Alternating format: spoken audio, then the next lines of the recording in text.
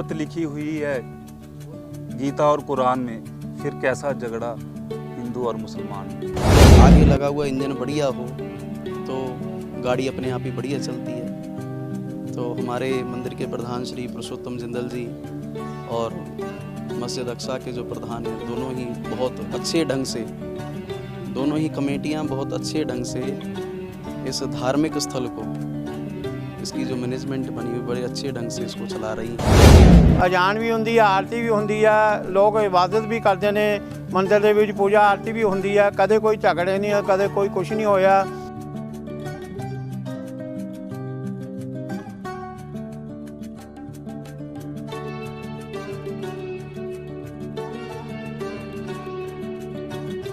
कि ਅਸੀਂ पूरे भारत के अंदर चले जाइए, एक बहुत बड़ी मिसाल है कि मलेरकोटले के अंदर सानू पूरा भारत दिख रहा है।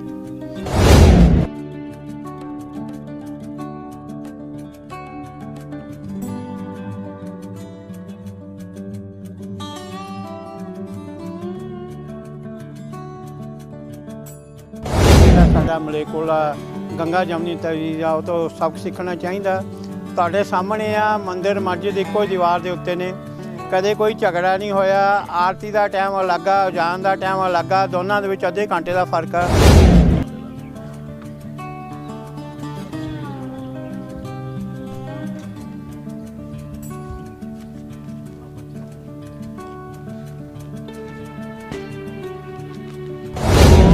जितने जिस प्रांगण में मस्जिद बनी हुई है, यहाँ पर किसी प्रकार की कोई नफरत नहीं है, किसी के मन में कोई द्वेष नहीं है, सबने आपसी प्रेम बनाया हुआ है। हम भी सभी विश्व को यही यहाँ से संदेश देना चाहते हैं कि आप अपने मन में सही धारणा लेकर चलें, शास्त्र मत के अनुसार चलें, तो ये प्रेम बड़ी दूर तक जागृत हो सकता है।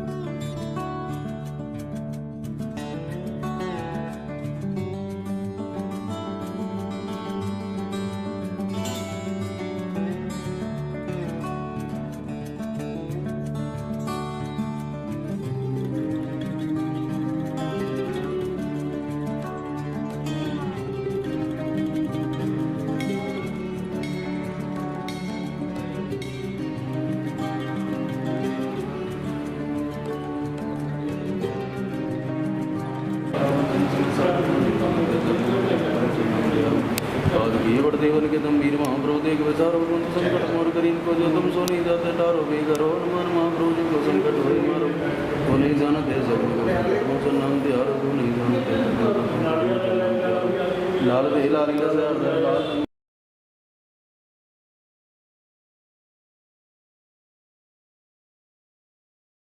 ਜਿਹੜਾ ਸਾਡਾ ਮਲੇਰਕੋਟਲਾ गंगा जमनी तवी जाओ तो सबक सीखना चाहिए। तुहाडे सामने आ मंदिर मस्जिद इक्को ही दीवार के उत्ते ने, कदे कोई झगड़ा नहीं होया। आरती का टाइम अलग आ, अजान का टाइम अलग आ, दोनों के विच अद्धे घंटे का फर्क है। अजान भी होंदी है, आरती भी होंदी है, लोग इबादत भी करते हैं, मंदिर दे विच पूजा आरती भी होंदी है। कदे कोई झगड़े नहीं, कदे कोई कुछ नहीं होया। कुछ लोग होंदे ने जिहड़ी शहर की फिजा ने उन्होंने खराब करना चाहते हैं, लेकिन मोस्टली जिहड़े साडा आपसी जी भाईचारा वो कदे भी इत्थे कदे भी ऐसा कोई गल नहीं हुई जिहदे नाल आपसी भाईचारा साडा बिगड़े। साडा भाईचारा दिन ते दिन मजबूत होंदा जा रहा है। सानू इस गल की खुशी है और सानू पूरे वर्ल्ड नूं इस तो सबक लेना चाहिए कि मलेरकोटला छोटे जे शहर च जदों असीं आपसी भाईचारे नाल रह सकते हैं कि बाहर नहीं असीं रह सकते, सानू इत्थों सबक लेना चाहिए। तो ना तो मंदिर मस्जिद की अजान और जो मंदिर की आरती है, इन दोनों में ही 30 मिनट का गैप है। और कहते हैं कि जब आगे लगा हुआ इंजन बढ़िया हो तो गाड़ी अपने आप ही बढ़िया चलती है। तो हमारे मंदिर के प्रधान श्री पुरुषोत्तम जिंदल जी और मस्जिद अक्सा के जो प्रधान हैं, दोनों ही बहुत अच्छे ढंग से, दोनों ही कमेटियां बहुत अच्छे ढंग से इस धार्मिक स्थल को, इसकी जो मैनेजमेंट बनी हुई बड़े अच्छे ढंग से इसको चला रही हैं। क्योंकि जो भी प्रेम भाव है वो दिल के द्वारा ही जागृत होता है। दोनों प्रधानों की आपसी सहमति के द्वारा ही, कॉलोनी की सहमति के द्वारा, क्योंकि घनी हिंदू आबादी है यहाँ पर मस्जिद अक्सा बनी हुई है, लेकिन आज तक यहाँ पर मुस्लिम फाउंडेशन के सज्जन भी विराजमान हैं। कि आज तक किसी भी तरह की कोई दिक्कत नहीं आई है। रमज़ान के महीने में जो कि अब चल रहा है, इस समय जब रोज़ा इफ्तारी का समय होता है, शाम के समय जब रोज़ा खुलता है, तो मस्जिद के द्वारा रूह अफ़ज़ा की सेवा हो, चाहे पानी की सेवा हो, तो वो कॉलोनी के द्वारा दी जाती है।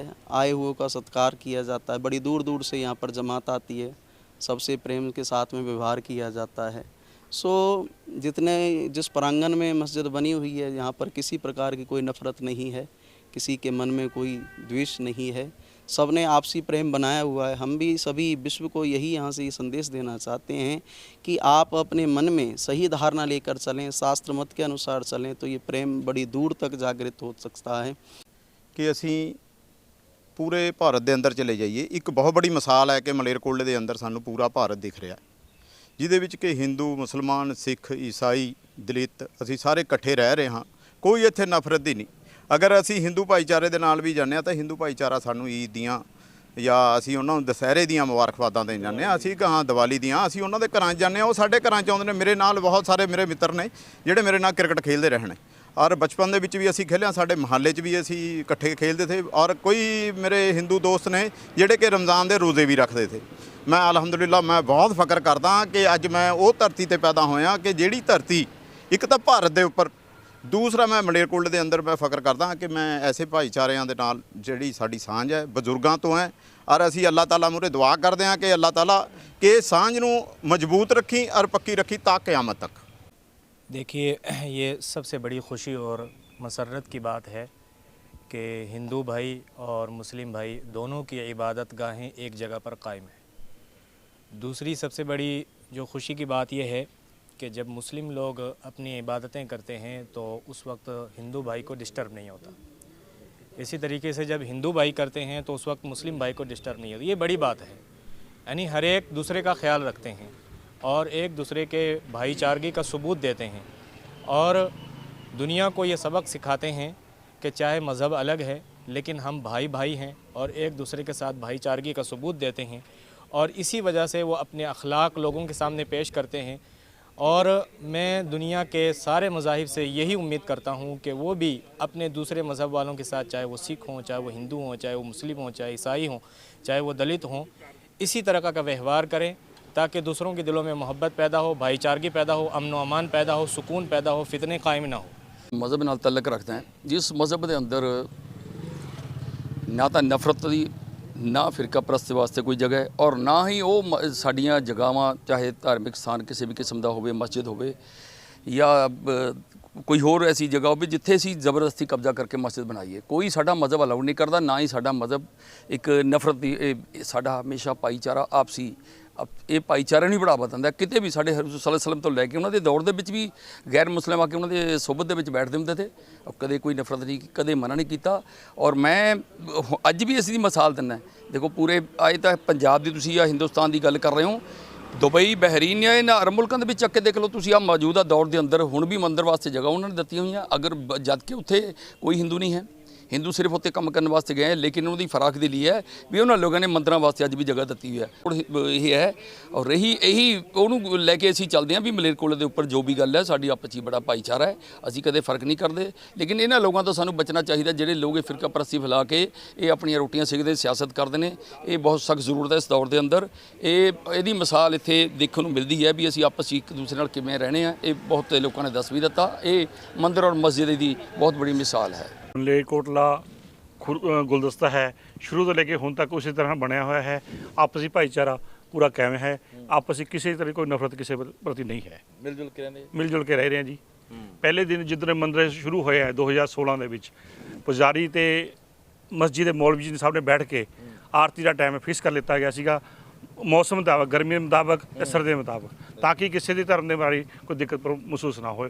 वो प्रॉब्लम अज तक महसूस नहीं हुई। बिल्कुल गुलदस्ते की तरह हैगा, किसी किस्म की कोई फ्रैक्शन है नहीं।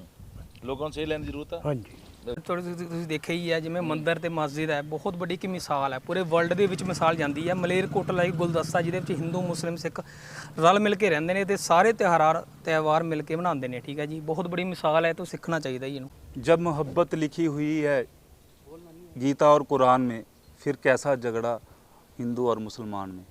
ਤੁਹਾਨੂੰ ਕੋਈ ਪਤਾ ਹੀ ਹੈ ਜਿਵੇਂ ਕਿ ਹਿੰਦੁਸਤਾਨ ਦੇ ਅੰਦਰ ਹੁਣ ਦੌਰ ਚੱਲ ਰਿਹਾ ਇੱਕ ਨਫ਼ਰਤ ਦੀ ਰਾਜਨੀਤੀ, ਜਾਂ ਜੋ ਹਿੰਦੁਸਤਾਨ ਦੇ ਦੁਸ਼ਮਣ ਹੈ ਉਹ ਲੋਕ ਨਫ਼ਰਤ ਫੈਲਾ ਰਹੇ ਨੇ ਔਰ ਇੱਕ ਦਰਾਰ ਪੈਦਾ ਕਰ ਰਹੇ ਨੇ ਧਰਮ ਦੇ ਨਾਮ ਤੇ। ਜਦੋਂ ਕਿ ਹਿੰਦੁਸਤਾਨ ਇੱਕ ਐਸਾ ਗੁਲਦਸਤਾ ਹੈ ਔਰ ਮਲੇਰਕੋਟਲਾ ਸਾਡਾ ਇੱਕ ਐਸਾ ਗੁਲਦਸਤਾ ਹੈ, ਇੱਥੇ ਹਰ ਧਰਮ ਦੇ, ਹਰ ਮਜ਼ਹਬ ਦੇ, ਹਰ ਵਰਗ ਦੇ ਲੋਕ ਰਹਿੰਦੇ ਨੇ, ਬੜੇ ਪਿਆਰ ਨਾਲ, ਬੜੇ ਮੁਹੱਬਤ ਦੇ ਨਾਲ ਰਹਿੰਦੇ ਨੇ। ਲੇਕਿਨ ਕੁਝ ਤਾਕਤਾਂ ਤੋੜਨ ਦੀਆਂ ਕੋਸ਼ਿਸ਼ਾਂ ਕਰ ਰਹੀਆਂ ਨੇ ਔਰ ਮੈਂ ਉਹੀ ਜਿਵੇਂ ਕਿ ਮੈਂ ਸਾਡੇ ਕਾਰੀ ਸਾਹਿਬ ਨੇ ਔਰ ਸਾਡੇ ਹਿੰਦੂ ਭਾਈਚਾਰੇ ਦੇ ਲੋਕਾਂ ਨੇ, ਮੈਂ ਇਹਨਾਂ ਦੇ ਨਾਲ ਪੂਰੀ ਤਰ੍ਹਾਂ ਸਹਿਮਤ ਹਾਂ ਕਿ ਅਪੀਲ ਕੀਤੀ ਔਰ ਮੈਂ ਵੀ ਆਪਣੇ ਵੱਲੋਂ ਅਪੀਲ ਕਰਦਾ ਕਿ ਜੋ ਇਹ ਤਾਕਤਾਂ ਸਾਡੇ ਦੇ ਵਿੱਚ ਨਫ਼ਰਤ ਫੈਲਾਉਣ ਦੀ ਕੋਸ਼ਿਸ਼ਾਂ ਕਰ ਰਹੀਆਂ ਨੇ, ਇਹਨਾਂ ਦੇ ਉੱਪਰ ਨੱਥ ਪਾਈ ਜਾਵੇ ਔਰ ਇਹਨਾਂ ਦੇ ਉੱਪਰ ਸਖਤ ਤੋਂ ਸਖਤ ਕਾਰਵਾਈ ਕੀਤੀ ਜਾਵੇ।